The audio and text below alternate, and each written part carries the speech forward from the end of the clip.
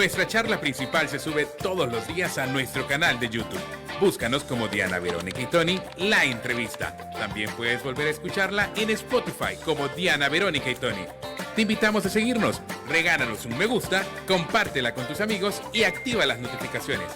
Este día en el Corre-Corre de la Mañana le damos la bienvenida a... No, hombre, aquí nos quitaron la novedad, compañero, el juguete nuevo que teníamos aquí, la cámara 360. Bueno, pero inventando aquí los muchachos del Viceministerio de Transporte. Ya nos va a contar Nelson Reyes, el viceministro, qué es lo que andan inventando, compañero. El Metrocable. El Metrocable. Hola, viceministro. ¿Cómo está? Buenos días. Viceministro. ¿Qué tal? Muchas gracias. Gracias por la invitación siempre y un saludo a la audiencia que nos sintoniza.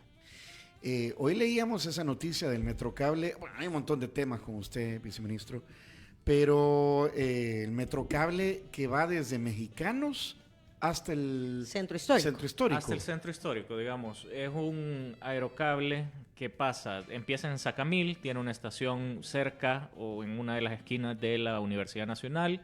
Pasa también por el centro de gobierno, conectando un lugar donde hay bastante, digamos, afluencia de empleados.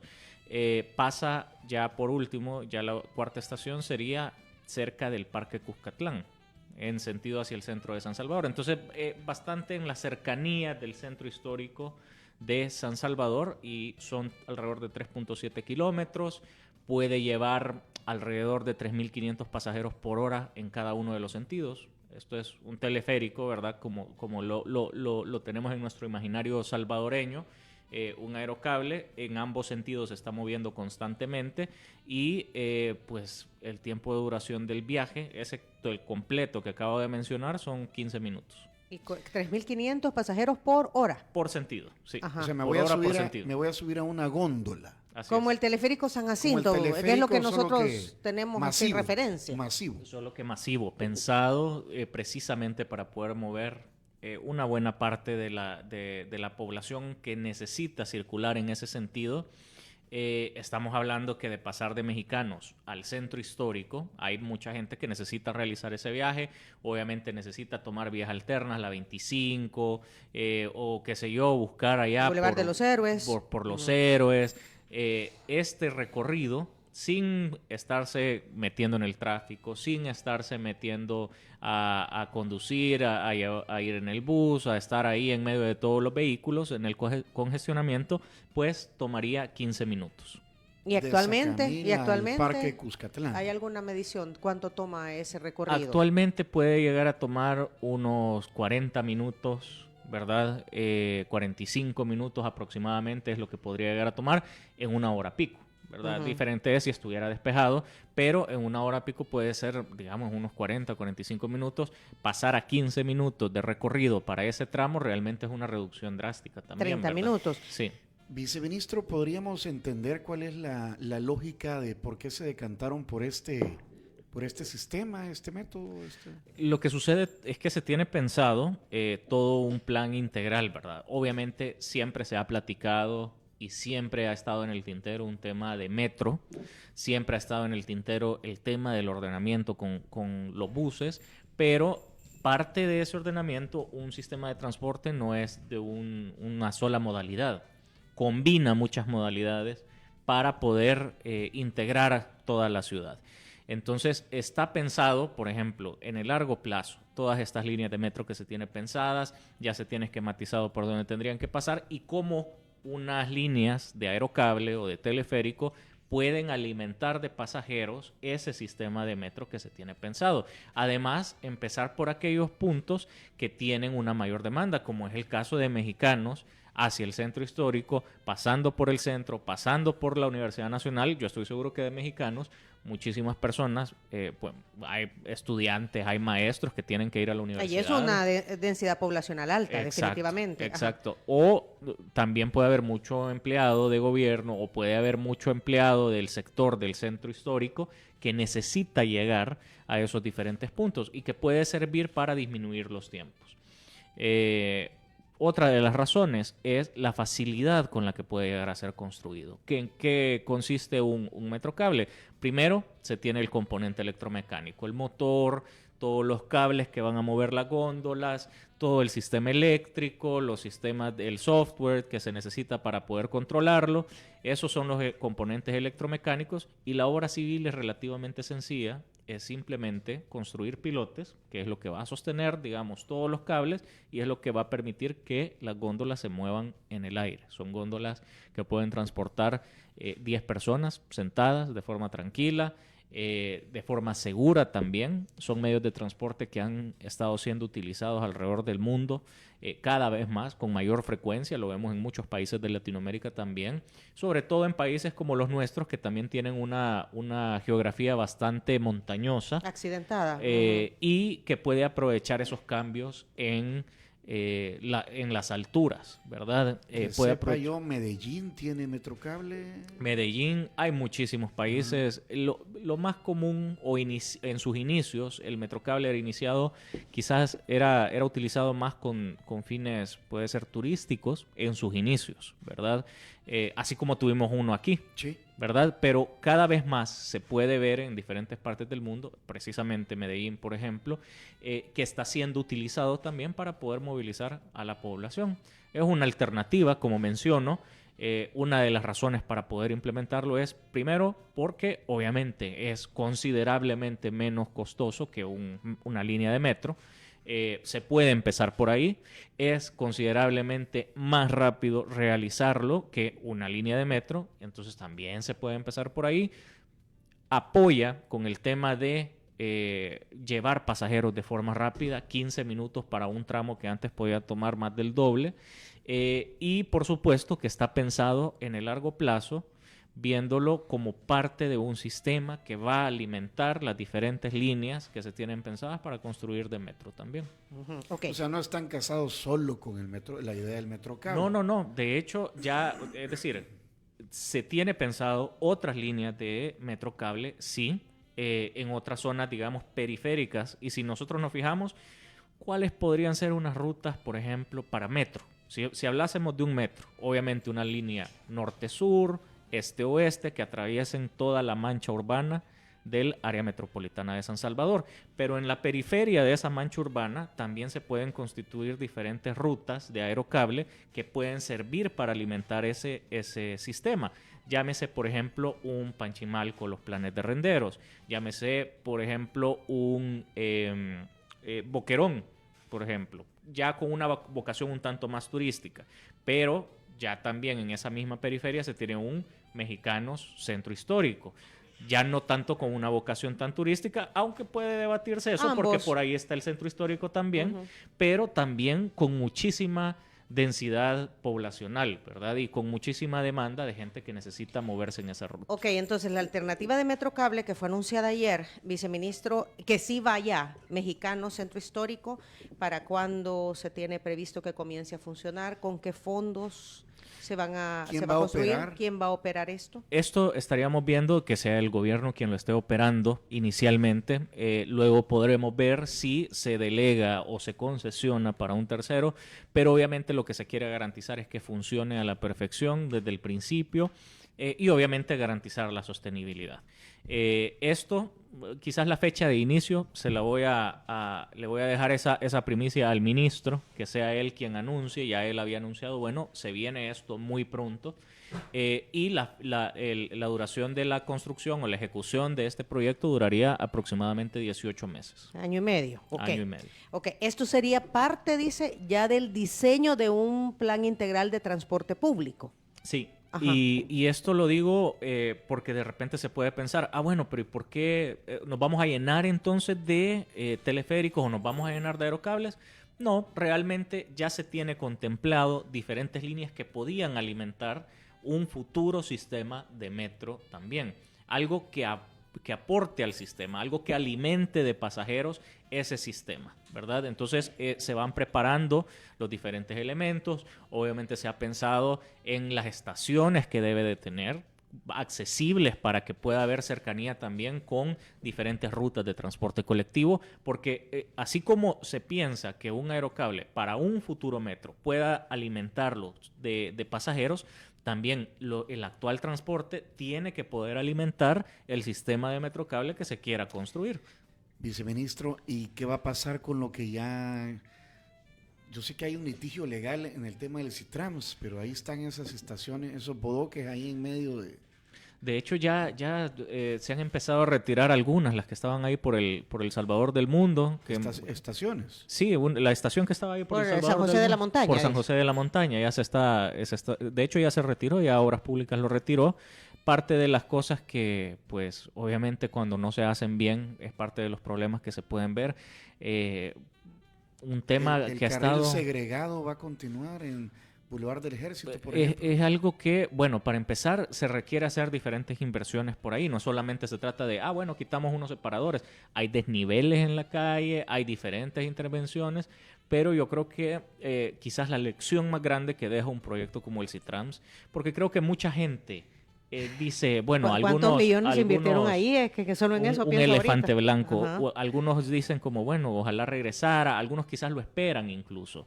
Pero el tema es que lo hicieron tan mal, tan a la carrera y con unos fines que no eran los correctos, que bueno, termina embarrado, digamos, en todos estos temas legales, en medio de litigios, en medio de procesos, de investigaciones, que obviamente paraliza por completo cualquier ejecución de ese proyecto que se pudiera hacer, ¿verdad? O sea, un sistema como el Citrams no está contemplado en esta modernización del sistema de transporte.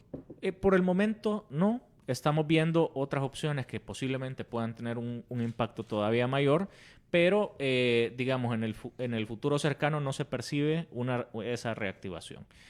Lo que sí puedo decir es que en el futuro cercano sí se percibe, por ejemplo, esa activación de diferentes líneas de metrocable. O sea, estamos pensando en ir por abajo y por arriba. Y por arriba, así es. No por donde ya está ahorita la calzada. Lo que sucede es que... Ya no cabemos. Correcto, o sea, por ejemplo, cuando se habla de un metro, por ejemplo, se puede hablar de un metro ligero, elevado, que pase por encima de la calle, pero obviamente eso en algún punto va a tener que quitar, qué sé yo, un carril, parte de un carril. Como un tranvía. ¿Qué es lo que pasó con el Citrams? ¿Qué es lo que pasa, por ejemplo, con el Citrams? Si se habla de forma subterránea, un metro, obviamente la complejidad incrementa, es un tema de costos. Es más fácil todo por arriba. Y se puede permanecer con la situación actual arriba y no tocarlo y tener una vía alterna debajo de la tierra. Lo mismo sucede con un aerocable, pero solo que está es por el aire, ¿verdad? Y lo único que se hace es poner pilotes. Es de las formas menos intrusivas de crear líneas alternas, porque se escoge, qué sé yo, un arriate, una acera bastante amplia, un terreno desocupado para poner esos pilotes y para que pueda sostenerse los cables que sostienen esas góndolas. Otro de los temas es las estaciones que se van a estar construyendo para que esto funcione. Mencionaba, tiene que estar en lugares bastante accesibles para el transporte público. Obviamente se puede hablar de una readecuación de las rutas que pasan por ahí para que alimenten ese sistema. Tiene que haber, bueno, se ha pensado incluso en un tema para que haya hasta comercios dentro de las estaciones, para la gente que pues sí va a trabajar y de repente quiere comprar su cafecito, lo puede pasar haciendo en cualquiera de las estaciones. Normalmente esto funciona, esto no... Sistema de transporte público. Sí. Han habido algunos foros donde hemos hecho ya alguna presentación sobre el sistema completo. Yo creo que con mucho gusto podemos ahí compartir algo sobre esto. Y bueno, como menciono, quizás ahorita le voy a dar que tenga la batuta el ministro de Obras Públicas y de Transporte, que él vaya confirmando los siguientes detalles también. Él va a decir cuál es la fecha en la que va a iniciar la construcción. Lo que sí puedo decir es que muy pronto, de otra forma él no lo hubiera avisado de esta manera también, ¿verdad? Y pues sí, estamos esperando que sea un proyecto que se pueda ejecutar realmente rápido. Ok. Hace que, compañero, fue 15, 3 semanas que hubo un problema serio con el transporte de carga, que un furgón se quiso meter en el lugar que le correspondía y no pudo. El día que no alcancé a venir. El día que no alcanzaste a venir, exacto. Y que se armó esta gran trabazón Sí. desde el Puerto de la Libertad hacia San Salvador, viceministro. Y aquí precisamente pregunta el número 7772. ¿Qué acciones se van a tomar ante estas situaciones? Porque el tiempo que se pierde, actividad económica que se pierde, etcétera, etcétera, etcétera. Y esto está sucediendo. Sí, ahí me gustaría expandirme con ese tema, porque ahí hubo una combinación de situaciones diferentes que ocurrieron ese día que lo hizo que se volviera bastante caótico. En primer lugar, en horas de la noche, madrugada, tuvimos una rastra incendiándose en el sector de Los Chorros.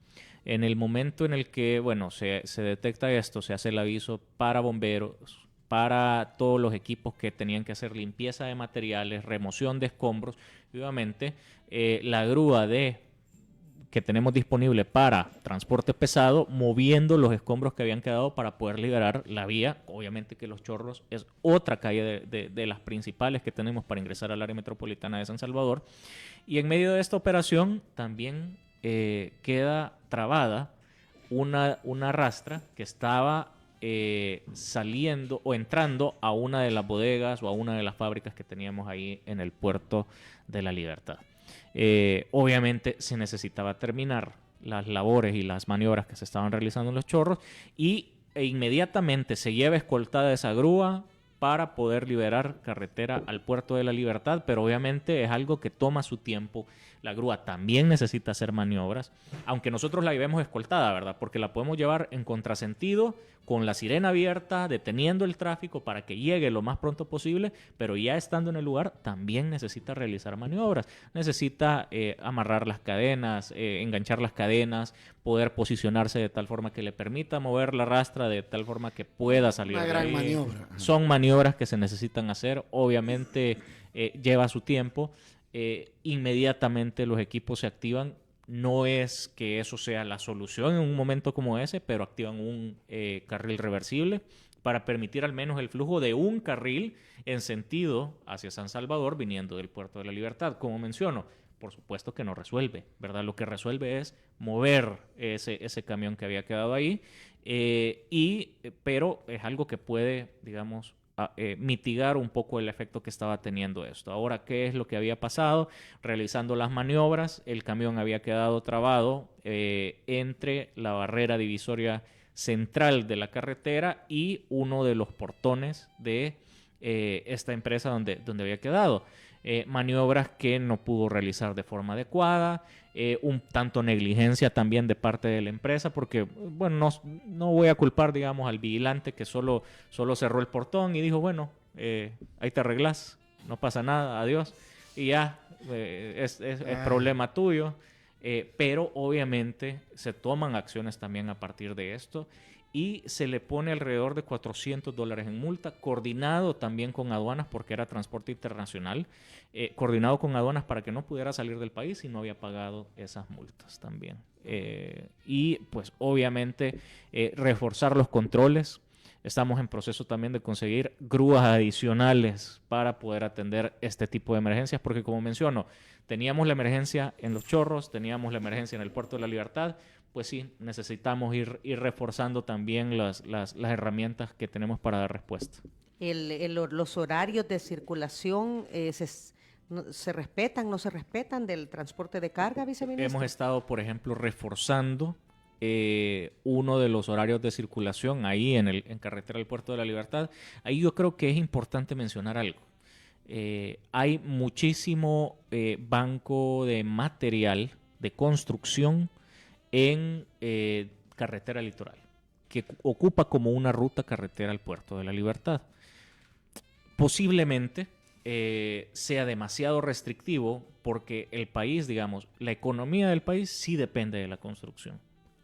Es el sector que crece. Ayer supimos que es el 23% del Producto Interno Bruto durante el primer semestre de este año. Es una barbaridad. Realmente nosotros sí vemos nuestro crecimiento, sí dependemos en cuanto a nuestro crecimiento del PIB en temas de construcción y vemos muchísimos proyectos que se están desarrollando, tanto privados como públicos.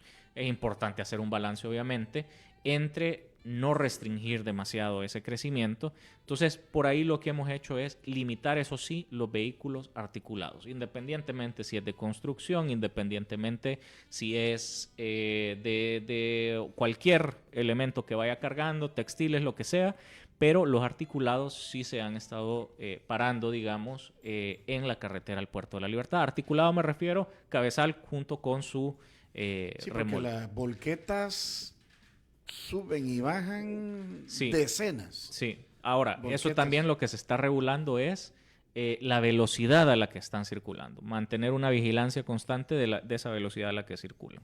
Pero sí, el mayor problema lo tienen Transporte de carga. digamos, los vehículos articulados, articulados. ¿verdad? Y que de repente en una mala maniobra, como lo que ocurrió aquí, pues puede llegar a paralizar todo un sentido subiendo al puerto del Puerto de la Libertad. La verdad que tienen que ser bien duchos, ¿verdad? O sea, el que maneja un furgón no es cualquiera. Realmente se necesitan unas habilidades bastante especiales para poder manejar un camión articulado. Es muchísima experiencia, obviamente, la que se necesita. Es otro tipo de licencia la que se tiene que sacar para manejar ese tipo de vehículos. Por supuesto que sí se necesita. Por eso también estamos trabajando en tener un centro de formación, incluso con capacitaciones virtuales para transportistas de carga, incluyendo también en alguna fase transporte colectivo y motociclistas también, que nos interesa muchísimo que puedan mejorar sus capacidades y su conocimiento. De cada Entonces, 3, solo uno tiene licencia, nos decían el otro día lo Sí. de la Asociación de Motociclistas, y Sí. que usted también lo había dicho, sí. viceministro. Aproximadamente, bueno, 1 de cada 3 están hablando que el 33%, no, un poquito abajo se han ido, pero diría yo que anda como por el 50%. Y esto sin tener certeza completa, porque ¿de dónde se saca un número como este? Bueno, hay que ver la cantidad total de motocicletas que existen en el parque vehicular y la cantidad de licencias que existen también que se han emitido. Alrededor de un 50% es la proporción que se tiene ahí. Obviamente, una persona puede ser dueña de varias motocicletas, puede ser una empresa que tenga muchas motocicletas y que por eso ahí no vaya cuadrando, pero va tirando una idea también de lo bajo que está la cantidad de licencias con la cantidad de personas que andan manejando una moto también. Sí, porque si que de cada 2 hay uno que no tiene, pues Correcto. es preocupante. Correcto. Son las 8:40, compañero, hay que hacer una pausa comercial, pero primero entregamos el Cherito Café. El aroma a café que va a emanar de la oficina del viceministro será muy rico. Ya se la decomisaron. Bueno, aquí está el Cherito Café. Este es un pacamara natural que envía Cherito para nuestro invitado y que lo disfrute. Muchas gracias. Cherito Café, el café oficial en Diana Verónica y Tony, el que ya está disfrutando, viceministro, y que usted también puede disfrutar pidiéndolo directamente a través de sus redes sociales, @cheritocafé.sb. El sabor que te impulsa cada mañana. También ya vinieron los desayunos de San Martín. No te quedes sin probar el nuevo bolobán de chorizo, hecho con masa hojaldre y relleno de nuestro único chorizo ahumado, vegetales y queso fundido. Cómpralos en cualquiera de las sucursales o pídelos a domicilio al 2215-1515. Nuestras conductoras de confianza, Línea Rosa, son quienes nos han traído los desayunos. Línea Rosa, servicio de transporte que le brinda seguridad, comodidad, tranquilidad. 6200-4491, el WhatsApp. Y también las controla en Línea Rosa App. 642-842. Breve pausa, regresamos. Ya volvemos.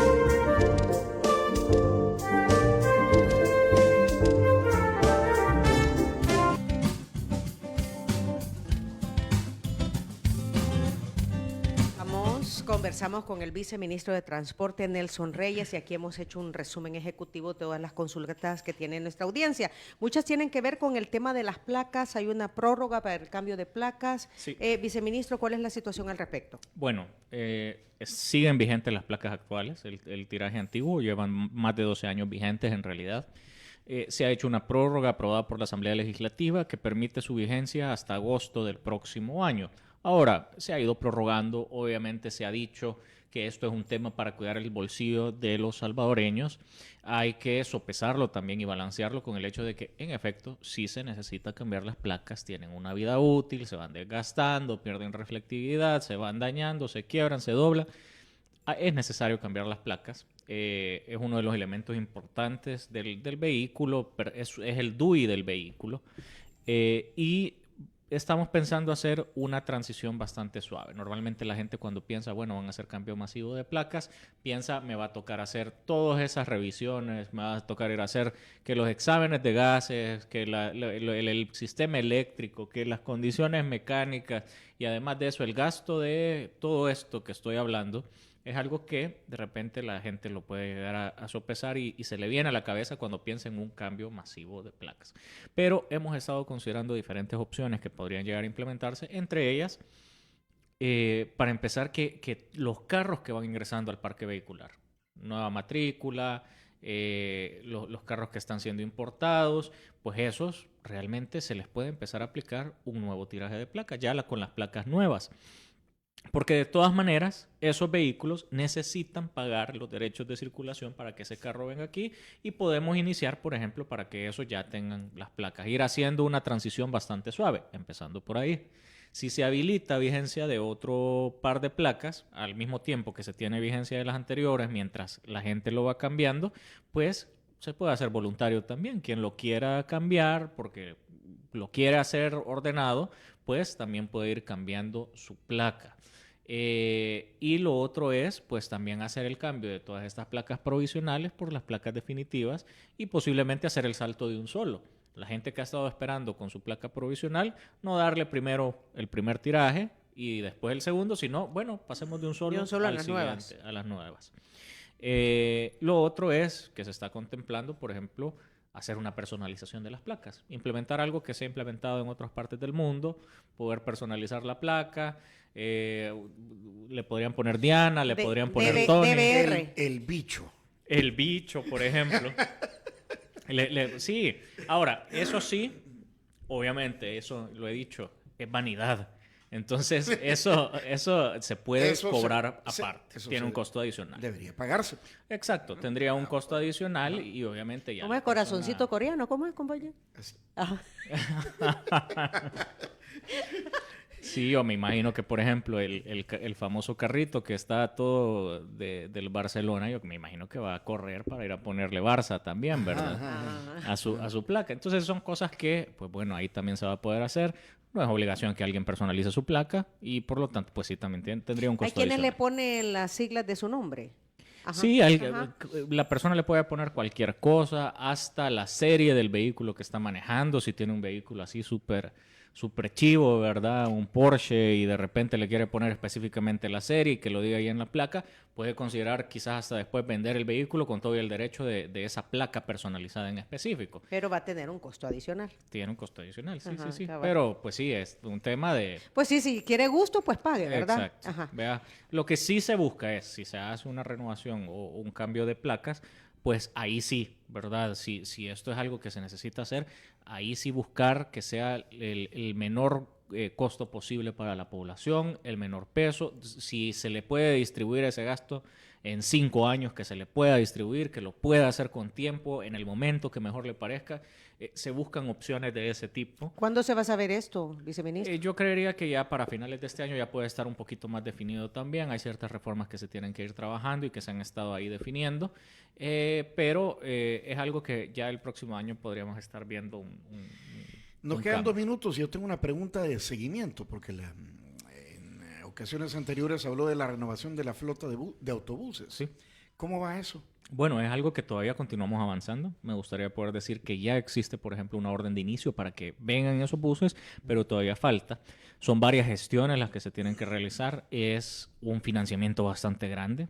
Son 1.500 autobuses, prácticamente la mitad de los autobuses que circulan por el área metropolitana de San Salvador. Es una cantidad enorme. 1.500 autobuses. Sí, esa operación es de 1.500 autobuses. Hay diferentes operaciones que se han estado queriendo concretar, pero esa en particular, grande, específicamente 1.500 autobuses, y como menciono, bueno, circulan por el área metropolitana alrededor de 3.500. Estamos llegando casi al 50% de los autobuses. Estamos haciendo las gestiones, es un financiamiento complejo, es un financiamiento grande, y esperamos que pronto podamos tener noticias sobre esos buses. Aunque como están las otras alternativas, entonces se pero, van a necesitar menos unidades, entendería. Es una combinación. Inicialmente posiblemente no se van a necesitar menos unidades, pero a medida se vaya teniendo un mayor control del transporte, a medida se vayan agregando estas nuevas opciones como el aerocable, obviamente se puede ir optimizando las diferentes rutas que se siguen, y de esa manera pues capaz sí se puede, digamos, decir, no se necesitan 3.500, podrían necesitarse 3.000, por ejemplo, 2.500, 1.500. Es algo que se tiene que ir optimizando, pero con tiempo, con la información debida. Ok. Son las 9 de la mañana en punto. Siempre hemos dicho que con usted hay que hacer un programa completo del corre-corre, viceministro. No nos alcanza el tiempo, porque pero... no hemos hablado de la siniestralidad y otras cosas, ¿verdad? Pero yo creo que, pues sí, está en todos y cada uno ser responsables al momento de conducir. Sí, podemos hacer una secuela de la entrevista. Parte 2. Parte 2. Continuará. Gracias, viceministro. Si quieren volver a escuchar esa entrevista, atención a lo siguiente. Muchas gracias por acompañarnos en nuestra entrevista. Para volver a escucharla e incluso verla, visita nuestro canal de YouTube Diana Verónica y Tony. Búscala como La Entrevista. También puedes encontrarla en Spotify como Diana Verónica y Tony. Te invitamos a seguirnos, regálanos siempre un me gusta, compártela con tus amigos y activa las notificaciones.